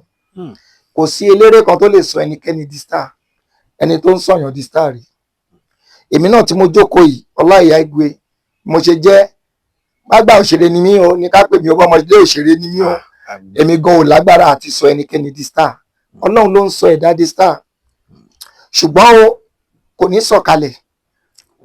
irú èèyàn tí wọ́n yọ láti inú eré mi á lu agogo sọ̀rọ̀ wọn Àsìkò yẹn. Ọlọ́run kan fi eré mi ṣe kòńgẹ́ àti lu aago sí wọn kan jáde ní kì í ṣagbára mi agbára Ọlọ́run. Ṣùgbọ́n tá a bá ní kàkà níbi mélòó kan náà ó yẹ lè dárúkọ díẹ̀ fún wa tó yẹ pé nípasẹ̀ sinimá yín láyé ti mọ̀ wọ́n. Sinimá Ìjàgbé Adéyẹ̀dí méjì wọ́n mọ̀ lẹ́ni Alásàrì wọ́n mọ̀ of blessed memory irú Mr. Latin sìn òun fúnra rẹ̀ tán bá ṣe interview fún a ní òun lọ́gàá lóríṣiríṣi ṣùgbọ́n Ọláìyá Igwe àti inú sinimá ẹ̀ lọ́lọ́run ti lu aago sọ̀rọ̀ òun tó fi mọ òun káàkiri lẹ́ni Mr. Latin yẹn ni president association wa tó bá dé ibikíbi ń sìn tí n bá ti ń nawọ́ sí báyìí máa bá òfin ni tí bá lórí ìjókòó tó bá dé máa dìde pé president wa dé ọmọọṣẹ́ dẹ̀ ló jẹ́ ṣùgbọ́n bó ṣe jẹ́ ọmọ jẹ́ tó òun ni president wa lẹ́yìn máa fún ní ọ̀wọ̀ president ẹ̀ máa fún lápọ́nlé ẹ̀ tó bá wá kó nípò president o tún wá lè di kíní o so òun náà ò dẹ̀ kò wojú mi rí kò wojú mi rí ọ̀dà kí n tún sòdodo fún ẹ èmi ni artist oní tíátà tó kọ́kọ́ rè ìlú òyìnbó èmi kíní tí mo jókòó yìí ni artist tó kọ́kọ́ travel out oní tíátà o tó kọ́kọ́ travel out tó ṣe tíátà tá à ń ṣe yìí lábẹ́òkúta o lábẹ́òkúta o èmi ni mo kọ́kọ́ travel ṣùgbọ́n ṣo fẹ́ gbọ́ ṣe Mr. Latin ti lọ ìlú òyìnbó lọ àìmọye nọ́mbà tèmi ò débẹ̀ rí tó bá ṣíwájú mi kọ́lé kò ní kó kọ́ èyí tó dáa ju tèmi lọ tí n bá padà kọ́ tèmi bọ́rọ̀ ilé ayé ìṣeré nìyẹn. ìmọ̀ràn tí mo ní bí ọ̀tá ni mo ṣe máa ń jẹ́ lórí ìmọ̀ràn ṣùgbọ́n mi ò ní bọ́ bẹ̀ mi dẹ̀ ní jáwọ́ nínú ìmọ̀ràn láti máa give ẹni tó bá wù kó gbọ́ ẹni tó bá wù kó má gbọ́. mo lè fún ẹ mọ̀ràn kó lówó jù mí lọ nídìí iṣẹ́ eré mo lè fún ẹ mọ̀ràn kó má lówó tó mi mo lè fún ẹ mọ̀ràn kájọ lówó bákan náà ṣùgbọ́n ìmọ̀ràn ọ̀tọ̀ prosperity ọ̀tọ̀. ìmọ̀ràn mi ni pé ẹ jẹ́ ká ṣe iṣẹ́ fíìmù tá à ń ṣe yìí ó ti kúrò níṣẹ́ tíátà ẹ jẹ́ ká pè ní fíìmù tíátà dúró sórí stage èyí tó bá ti jẹ́ but fíìmù ti dé ó ti wà lórí ó ti di motion picture iṣẹ́ motion picture tá à ń ṣe yìí àwọn kan jù wá lọ ń bẹ̀ tí wọ́n ń ṣe dáadáa the way it should be bí wọ́n ti yẹ kán ṣe bẹ́ẹ̀ ni ó ṣe mú mi kẹjẹ́ ká máa ṣe tá a bá ń ṣe bẹ́ẹ̀ ọlọ́run ọba láàánú jùlọ á gbé gbogbo wa ga àmín àmín ẹ má jẹ́ ká máa fi ọwọ́ yẹpẹrẹ mú ẹ jẹ́ ká ṣe bí iṣẹ́ tá a bá ń ṣe bí iṣẹ́ bó ti tó àti bó ti yẹ kò sí wàhálà bá a rówó lẹ́nìí a máa lówó lọ́la ọlọ́run adé dúró ti gbogbo for example sin sinimá tí wọ́n gbé dé ń sìn bí ọ̀rọ̀ sinimá ṣe rí ń sìn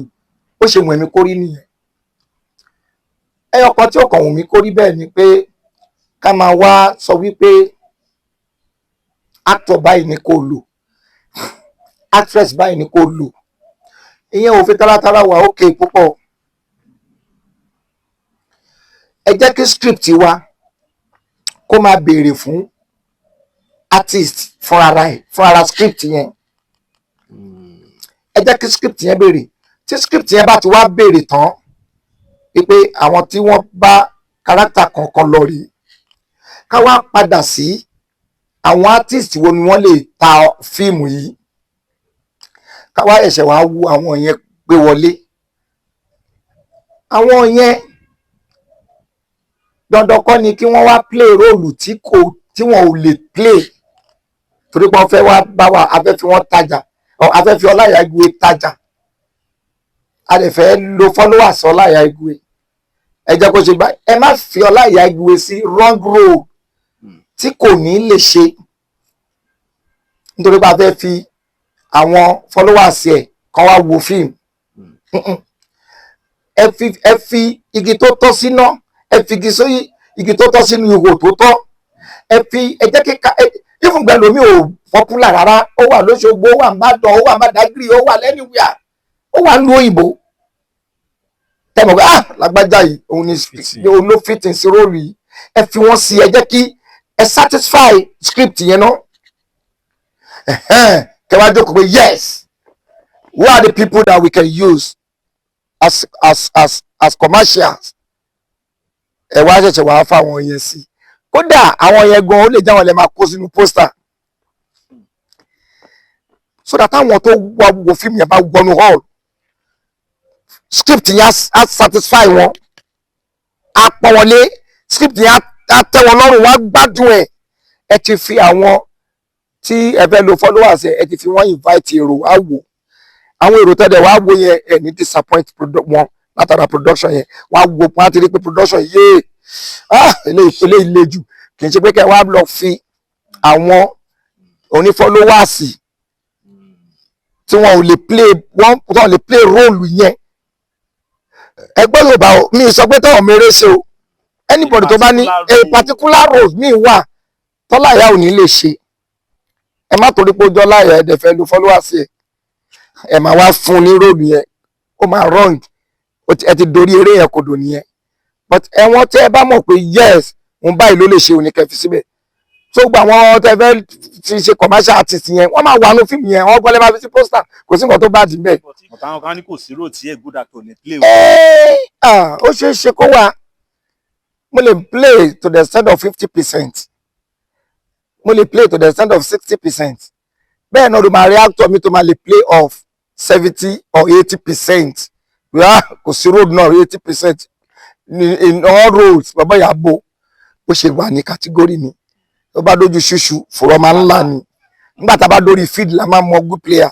So but advice tèmi tí mo fẹ́ fílẹ̀ nìyẹn, pàápàá fáwọn tá à ń ṣe fíìmù sínsìn,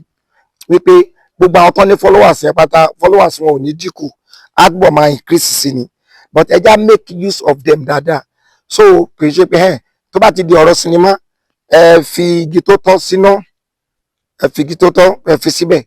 tẹ bá ti wá di pé ok o ẹ jẹ́ ká lu àwọn alágbájára ilé náà ní followers, ẹ wá kó àwọn ní followers sínú the same film, but ẹ fi wọ́n sí role tán bá máa lè ṣe. Bẹ́ẹ̀ ni. Ṣé lè kọ́yàn ṣe tíátà báyìí? Ṣé lè kọ́yàn ṣe tíátà báyìí? Yes and no. Ọ̀nà tó fi jẹ́ yes ni pé experience láti kọ́ wọn wà rẹpẹtẹ. Ibi tó fi jẹ́ no ni pé ǹjẹ́ máa ní time ẹ̀. Ṣùgbọ́n láti ọdún yìí 2025 yìí mo ti lọ́kàn pé ìtì máa fi ṣiṣẹ́ nínú àgbàlá mi máa pọ̀ ju títà lọ, nítorí mo fẹ́ arrange fún studio fún gbogbo nǹkan. So mo fẹ́ kódà mo fẹ́ face skit àti lórí YouTube mi gan. Seriously. YouTube channel mi Ọláìyá Igwe Cine. Ọláìyá Igwe Cine yẹn ni short names for cinema. CINE Cine. Ọláìyá Igwe Cine. Ẹ máa lọ síbẹ̀ báyìí, ẹ máa retí YouTube mo tẹ̀ fẹ́ dà kan tó fẹ́ ọlọ́màjò 2 country. Bẹ́ẹ̀ ni mo fẹ́ jù kan sìn ó terrible ọlọ́màjò 2 country. Ọláìyá Igwe Cine. Mo fẹ́ jù sínú orí YouTube mi Ọláìyá Igwe Cine. Ó máa terrible. Bẹ́ẹ̀ ni lóṣù yìí ni mo fẹ́ jù. Bẹ́ẹ̀ ni. Ẹ wash out o Ọláìyá Igwe Cine. Igwe tó fẹ́. Mo fẹ́ jù kan ọlọ́màjò 2 country. Ọlọ́run kó dúró tì wá. Àwọn ìjọba wa kọ́lọ́run kó bá wa dúró tì wọ́n, kó bá wa fún wọn ní ọpọlọ tó máa fi tòlú, tó máa fi ṣèlú. Àwa aráàlú tí wọ́n dẹ̀ ń darí náà kọ́lọ́run fún wa ní ọpọlọ ìrẹ̀lẹ̀ àti understanding. Ọlọ́run ọba láwọn jùlọ onífìyà jẹ gbogbo wa. Gbogbo tó ń lé ó bá rọ̀. Níbi ọ̀sẹ̀ méjì sẹ́yìn mo rí picture yín ní ọ̀dọ̀ Prophet Abiodun Akanni Ṣàgámù. So later ni àti bàbá wa ń sọ̀rọ̀ wọ́n làwọn ti máa ń wò yín ti pé wọ́n ní bọ̀t àwọn nǹkan kan wà tẹ́ sọ lọ́jọ́ yẹn pé inú àwọn dùn pé bọ́mọkùnrin ṣe rí rè. Bàbá yẹn lọ bí. Prophet Abiodun Akanni wòlíì gidi ni. Prophet Abiodun Akanni ní Ṣàgámù olùṣọ́ sẹ̀lẹ̀. Sẹ̀lẹ̀ dáadáa wòlíì yẹn wòlíì gidi ni. Kì í ṣe gbogbo wòlíì ni Ọlọ́run pè, ṣùgbọ́n Ọlọ́run pè Prophet Abiodun Akanni dáadáa. Wòlíì gidi ni olùṣọ́ Celestial ní Ṣàgámù. Ẹnikẹ́ni tó bá ń ṣiṣẹ́ eré tí mo ní mo dá tèmi lẹ̀ láti 1979 sígbà tá a wà, ó yẹ pé onítọ̀hún gbogbo èèyàn tó bá rí èèyàn bẹ́ẹ̀ ó yẹ kó mọ̀ pé a ti rìnrìn àjò nínú ọ̀rọ̀ spiritual kí Ọlọ́run jẹ́ kí nǹkan dáa. Ọlọ́run má jẹ́ nkún kékeré ní iṣẹ́ eré yìí, torí kò sẹ́ni tó máa ṣiṣẹ́ eré tí ò ní súnmọ́ àdúrà. Ọ̀nà tó ní kálukú gbé tiẹ̀ gbà lóko. Ọ̀nà tó ní kálukú máa bá lọ gbàdúrà yẹn òun ló gbogbo ọ̀nà tẹ ni àwa gbà láti fi gbàdúrà. Ṣùgbọ́n a kọ̀ mọ́ pé ìdọ́dọ̀ bàbá kan ní Ẹlẹ́gà. Bàbá mi Adémóyè wọ́n ti dolóògbé. Bàbá mi nìyẹn, bàbá mi ẹkùn mo gbèdì. Igwe. Bẹ́ẹ̀ni. So wòlíì tí mò ń sọ yìí mo ṣọ́ wọn dáadáa, mo rí pé ẹni tọ́lọ́run pè ní ẹni tó wá jẹ́ṣẹ́ ọlọ́run kì í ṣe gbogbo olùṣọ́ ló wá jíṣẹ́ ọlọ́run àmọ́ ilé ìwà jíṣẹ́ ọlọ́run ọlọ́run ọba láàánú jùlọ kó bá mi lọ́ra ní wọn bẹ́ẹ̀ ni ẹrù jẹjẹ irun máa lẹ wo lídà dáadáa ọmọ akọni àárín wa àtọlọ́run ò ní dàrú o. àmín o àmín àmín. mo dúpẹ́. jọ wá rí ó dárúkọ bàbá mi kan sìn Adémóyè. bàbá tó bí Yá Sàtàr oníwàásù. bàbá Yá Sàtàr. ẹ̀yin lẹ mú Gbénga Adébóyè débẹ̀. ni mo fa Gbénga Adébóyè lé bàbá lọ́wọ́ báyìí. bẹ́ẹ̀ ni wọ́n tí mo wà níbẹ̀. ọ̀rọ̀ kan dẹ̀ lẹ sọ débẹ̀. ṣọwárí bàbá tá a wí kò sí bí àwọn àfa àtàwọn èèyàn kì í ṣe ń sọ̀rọ̀ ẹni tó ń sọ negative wa ẹni tó ń sọ positive wa ṣùgbọ́n mo dúpẹ́ lẹ́nìí wípé ẹ̀yin Adémóyè ẹ̀yin ẹ̀ tuntun sí ó dàbẹ̀ ní bó ṣe wà láyé látara Yá Sàtàr Abdulateef Yá Sàtàr látara ẹ̀ ó jẹ́ kí n mọ̀ wípé Sadiq Shehu Sadiq Musadik Adémóyè kò kú ó ṣì wà láyé nítorí wípé Yá Sàtàr tó gbé kalẹ̀ tó jáde láti inú ara ẹ̀